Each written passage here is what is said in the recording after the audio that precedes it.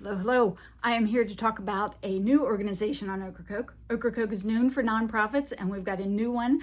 It's called Ocracoke Access Alliance. It is a website you can go to see more information about it, ocracokeaccessalliance.org. And it was formed to help advocate for better and more consistent ferry and road access to Ocracoke Island. And Justin LeBlanc leads this organization. It's funded by residents, by businesses, by the TDA, the Travel and Tourism Development Authority on Ocracoke, and by the Ocracoke Occupancy Tax Board. So if you want to learn more about it, go to the website and check that out and see if you can maybe have your voice heard in this organization as well. And what we're trying to do is work on getting better access to Ocracoke, more consistent ferries, look at a long-term solution for Ocracoke's hotspot, and have a general conversation with the state of North Carolina to have them work with us to try to see what we can do working together to make this all work. In exciting news in relation to that was they got the Department of Transportation on the island. Test judge of Division 1, a board member, she helped spur that on. Chris Noble and Randall Matthews were very active in getting this all to come together. It was actually a really big event, and I felt very honored to be a part of it. They had a little luncheon and some speeches and some information shared there.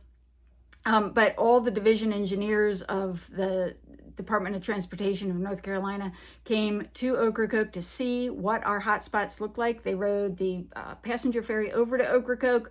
They rode the car ferry back. A lot of those folks had never been on a ferry before, so having the Department of Transportation over here riding our ferries and seeing exactly what we get to do when we go on and off the island was lovely.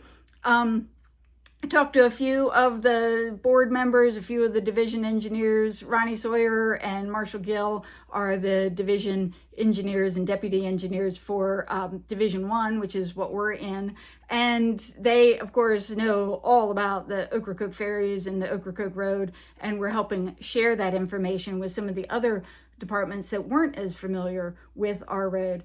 I did have a conversation with a fellow named Tim Anderson. He's the division engineer for Division 13 out in Asheville. So it was really interesting to hear what he's dealt with trying to put the roads back together after Hurricane Helene and pulling out different bits and parts of what he's done and relating it to how we can work on our road here on Ocracoke. Tim and his wife Jody vacation on Ocracoke. They're familiar with Ocracoke, but they live out in the mountains, so it's a really neat connection to have those folks coming to the island and seeing what Ocracoke is about.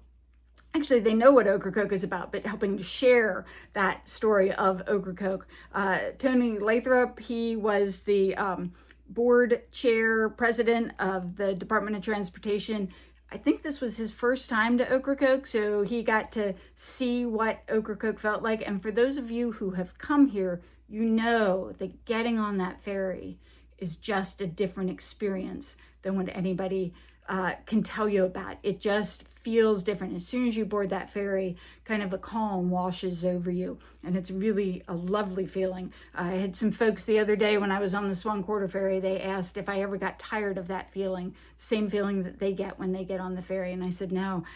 It's just a wonderful feeling. So if you've never been on the ferry, come over, experience it, see what it does to you, see how you fall in love with Ocracoke and the Outer Banks.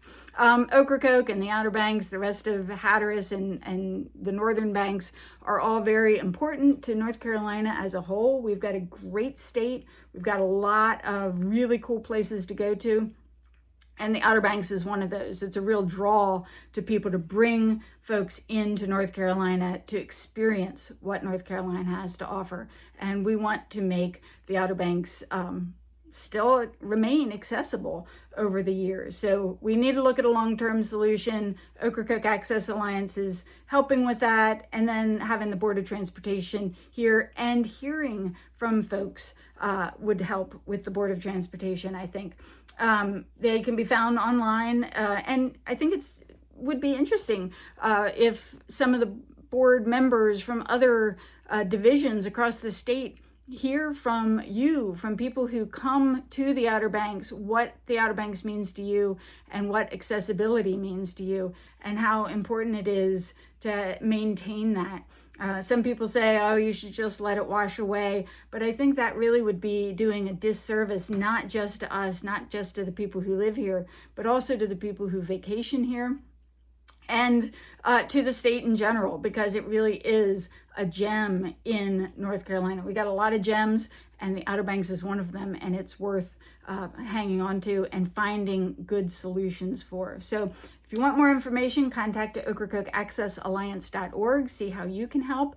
And if you want to let your division board members know what you think about Ocracoke and how Ocracoke is special to you, reach out to them and let them know, and we'll keep you updated, see if we can find out a good long-term solution. Nothing's easy, nothing's perfect, nothing's ideal, but I think working together with everybody kind of on the same page and talking, communicating, I think we can come up with something really good. So we'd love to have y'all contact them and contact Ocracoke Alliance and see how you can help us out. So thank you guys.